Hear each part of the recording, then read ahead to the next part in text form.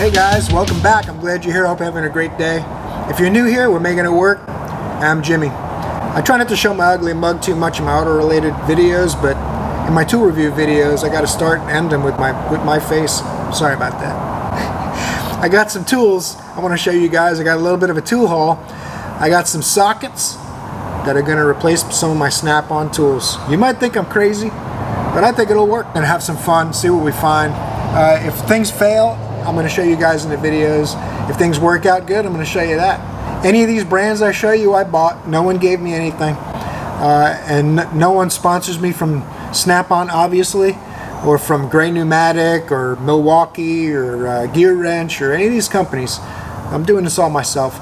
I just want to see what's possible, what the limitations are. I've been using Snap-on my whole life.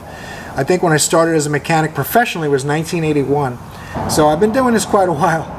But I've always had Snap-on tools since I was a professional. I've never tried to go without any Snap-on tools. And I may not get rid of 100% of them, but I'm going to get rid of as many as I can. Anything that I can recover a serious amount of money on, or I should say, anything I can recover a decent amount of money on, I'll sell. If I can't get some Snap-on products depreciate really bad, you can pay $500 for some Snap-on tools that are only going to be worth $50 to $75 when you sell them. And those tools I'll just keep. But in any event, let me show you guys what I got. I got some 1/2 inch and I got some 1/4 inch stuff. Let's take a look. Alright guys, first thing I got off Dale, my GearWrench guy. I said, what can you do? Can you do me a deal on these GearWrench sockets? This is a whole kit. He said, yep. So he made me a good deal on them. I'm not sure what they cost on Amazon and other retailers, but I will put a link in the description, and I'll try to put them in my Amazon store as well.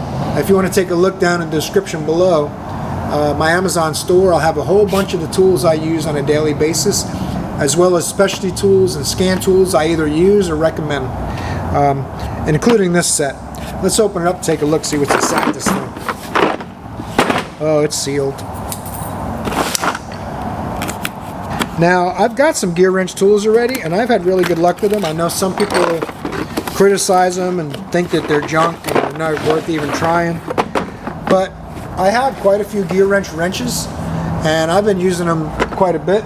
This is one of them, for example. Just today, it'll be in one of my videos. I had to put a little bit of a pipe on this thing to get a tie rod lock nut loose, and it held up just fine. So I've been using this wrench now. I've had it a couple years. 21mm GearWrench. It's been great. Let's open this up, take a look, stop yapping. I'm not using these cases, although the cases seem pretty nice. Doesn't hold them perfectly, obviously. They are all disheveled. This thing has been tossed around. Very disrespectful. Let's see what this thing looks like. It looks like a pretty nice set. I mean, honestly, I just bought a couple of ratchets. You guys probably saw these ratchets, Capri ratchets I got in my last tool haul video. This set comes with a GearWrench 120XP wrench, which is very, very similar to the Capri. Not the same, but similar. It has a snap ring retention, kind of like the big Capri does, and it has a similar shape and size to the other Capri. I do like the way the head is beveled. The chrome is about the same as the Capri. Both of them very nice chrome. As far as the feel goes, the GearWrench actually feels really good. I mean, you can see the Capri, the GearWrench. I mean, it's quite a bit finer. This GearWrench ratchet actually super fine on these teeth. If you guys feel that, it's a little bit snug. I mean, it's brand new, but the teeth are super fine.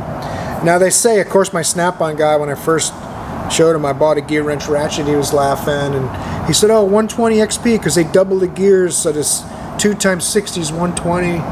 But honestly, I haven't opened up to see what the internals look like. I'm sure there's plenty of videos where they do that on YouTube. All I'm doing is telling you it feels pretty good. It's super smooth. The ratcheting mechanism, the teeth, super fine, super smooth. We'll see how durable it is. I mean, what are you going to do with a 4.5 inch ratchet, right? It's not going to take too much abuse. Sockets. This comes with standard and metric, which I really liked, because I have quite a few Snap-on sockets I can replace with this set this way, you know. 3/16 up to 9/16. It's laser etched in there, pretty deep too, so that's not going to wear off. That's actually etched in there pretty good. It's not just printed. The metric ones, they go from 4mm up to 15. Now you can see it's a pretty thick wall on there. Let me grab a 15mm snap-on and we'll do a quick side-by-side. This is what the 15mm snap-on looks like.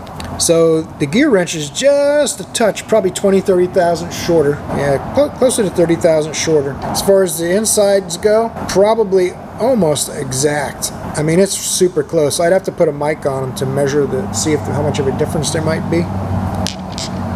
The socket diameter, very, very similar. We should be good. I don't know. We'll see how they go.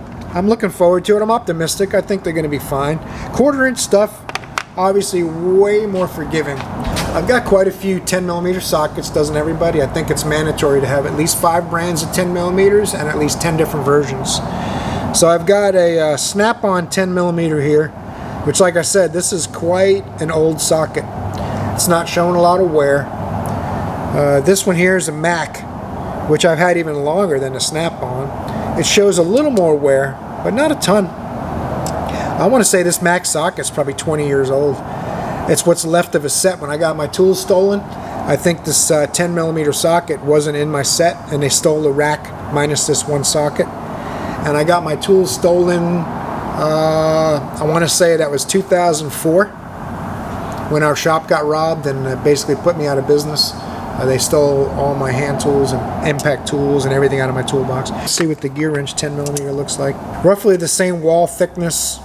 It looks slightly bigger than the snap-on socket. It's more similar in size to the Mac socket. The snap-on one's a little smaller. So hopefully that's not too much of a factor as far as fitting it into some places and all, but I don't think it will be. This set does come with the chrome universal. Feels super nice and silky smooth. Obviously it's not made for high loads. It's a 1/4 drive chrome. You're not going to put big impact guns on this and stuff. It's going to be for getting in a tight spot, like working on a dashboard or an intake manifold, things like that. Comes with a couple nice extensions with the knurled shaft. I like when this is knurled, so you can turn it by hand if you need to. Short, a 6" and a 3" it looks like. Comes with this handy little palm ratchet, which is good because I just sold my snap-on palm ratchet on eBay last week. So super fine teeth, reversible.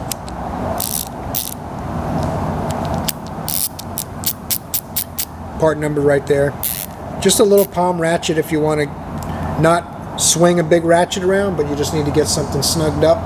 Obviously, mostly it's going to be for like dash work and things like that. So I'm excited. We'll see how this works. It's a good looking set.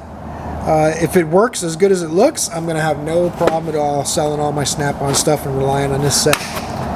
And I got one more. I'll show you the other one. All right. Boom. Grey Pneumatic's what I went with for my 1/2" stuff.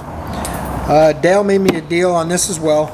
He sells Grey Pneumatic, Milwaukee, GearWrench, Lyle, OTC, all of the brands. A lot of these brands are made from other vendors for multiple manufacturers, and they just put their name on them. I'm not sure if Grey Pneumatic makes their own. I apologize for that. I'm not a tool expert.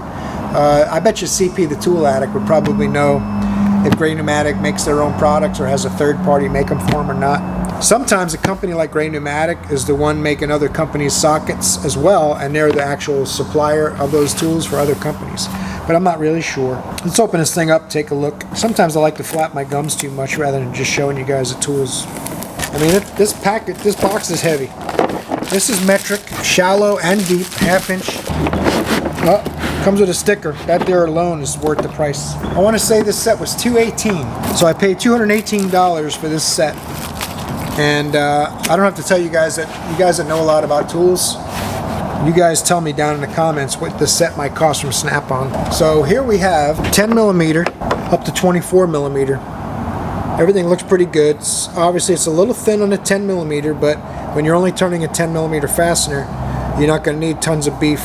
Versus the 24, there's more metal around the end because you're going to be hitting a harder fastener, right? So let's see what the 10mm Snap-on looks like in comparison. The one thing I do like about the Snap-on, I'm hoping I don't miss it, but we will find out, is the length of this. So if you have to get down for something like a 10mm stud that's down next to something, this will give you more room to clear brackets and pieces of metal that might be in the engine compartment, where this is a little shorter. And I'm guessing they do this because it's not quite as strong, so they can't go as far. But I don't know. Maybe it's just they changed the design so it's not exactly like a snap-on one or something. I'm not really sure. Definitely more of a mechanic than a tool expert. I just like tools a lot, but I am not addicted to them. You can see the snap-on one, and everybody that knows a lot about tools knows the snap-on impact sockets tend to wallow out. They're a little bit softer, not quite as hard, which actually makes them better when it comes to shattering and cracking. They don't do that. They tend to wallow out where they're driven by the impact gun, and they wallow out on the fastener side. Although this 10mm doesn't see a lot of use, I'm doing a 10mm, which is another reason I don't think this will be a big factor. But if I'm doing a 10mm fastener, I'm probably using a 3/8 or even a 1/4 inch. But there are occasions where it comes out. Obviously, you can see from the wear that's the case. So we'll see how this Grey Pneumatic holds up in comparison. They're almost the same exact thickness. You can't see the chamfer here yet because it hasn't been used. The snap-on one shows you the wear where it's been touched around there. But this here, trust me, it's machined in just the same. It looks almost identical. The thickness and all of that is basically identical. The short sockets also go from 10 to 24. This I'm not too crazy about. I'm hoping that's not going to be an issue again. It's super fat almost all the way out. So if you have a valve cover or something in the way, this isn't going to be an option. It's going to hit. So you'll have to use a 3/8 if there's things in the way when it comes to the 10mm short. I don't use my short sockets a lot. Matter of fact, they're sitting in my main toolbox. I don't even keep them in my cart. I hardly ever use them unless I have to use it to fit my impact gun in somewhere. It comes with a pinned 1/2 inch universal as well. It feels a little gritty. Nothing terrible, but it's definitely going to get some grease before I use it. Definitely, it feels more gritty this way. This way it's not as bad, but it definitely feels pretty gritty this way. And for good measure, they give you a 3-inch extension. So you guys take a guess what this might cost in a snap-on truck. I'll tell you without looking it up right now that it's probably $550, $475, $90, and $35.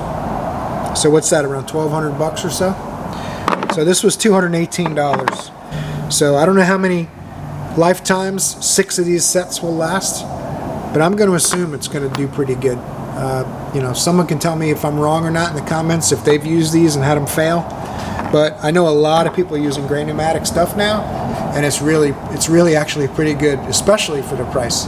And not even if you don't even know prices, Snap-on versus Grey Pneumatic, you probably wouldn't think there was a ton of a difference. Let's put it that way. But we'll find out. I'm not going to try to just say the Snap-on stuff's not one of the best tools that you can buy in the world. I'm not foolish, I'm not stupid. I'm going to say that there are tools that are almost as good for a lot less money, and that's what we're going to find out. If it's just really close, it's well worth it because you're saving so much money, and all it has to do is be close. If these tools fail, you're going to know it. If they end up working great, I'm going to brag a little bit. That's just how it's going to go. But you're going to know either way. I got nothing to hide here. I'm not out to prove that I'm a genius. I'm not out to prove that I'm stupid. I'm hoping I don't prove either. I just want to prove that you don't have to spend as much money as you're being led to believe that you have to spend. For years, I would only buy Snap-on tools thinking that there's no way I could do my job otherwise. I'm going to find out if that's the case, that's all. Alright guys, I hope you enjoyed that tool haul video.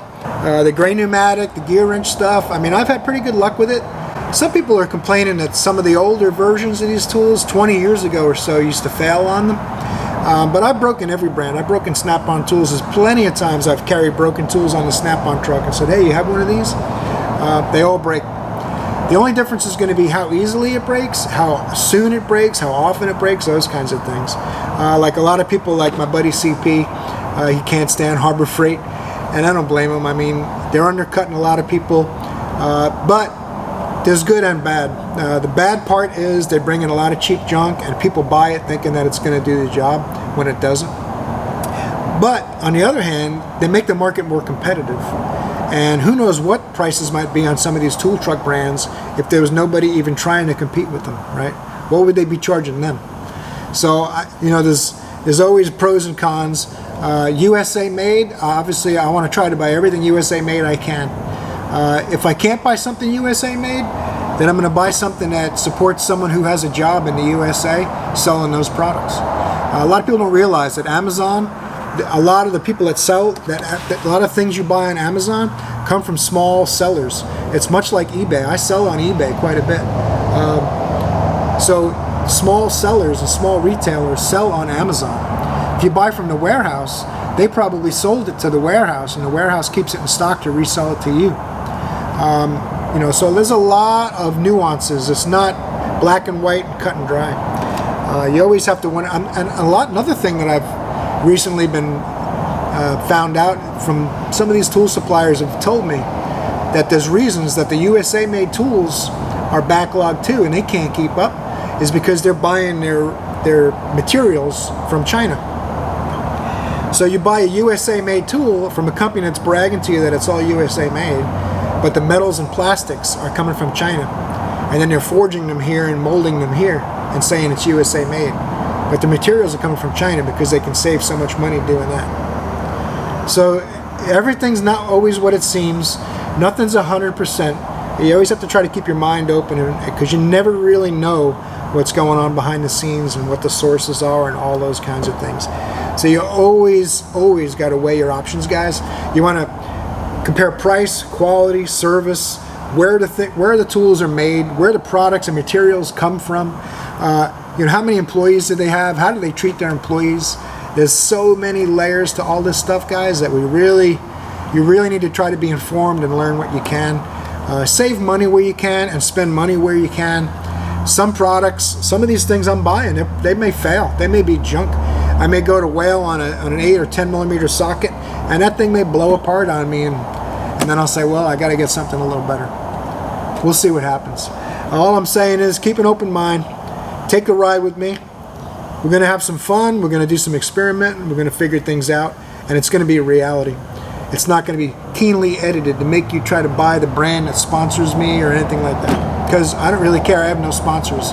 If someone ever does give me a tool, I'll tell you guys they gave me this tool, and if it's junk, I'm still going to tell you, because honestly, if someone gives me junk, what do I care if they want to give me more junk or not, right? Doesn't that make sense? Where if I bought something, I'm more likely to try to tell you it's good, because I want to convince you that I made the right decision, right?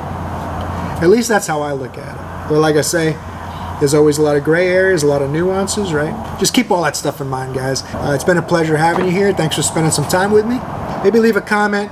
Tell me how smart I am, how dumb I am, whatever one suits your fancy, that's fine with me. See you guys in the next video. You're awesome.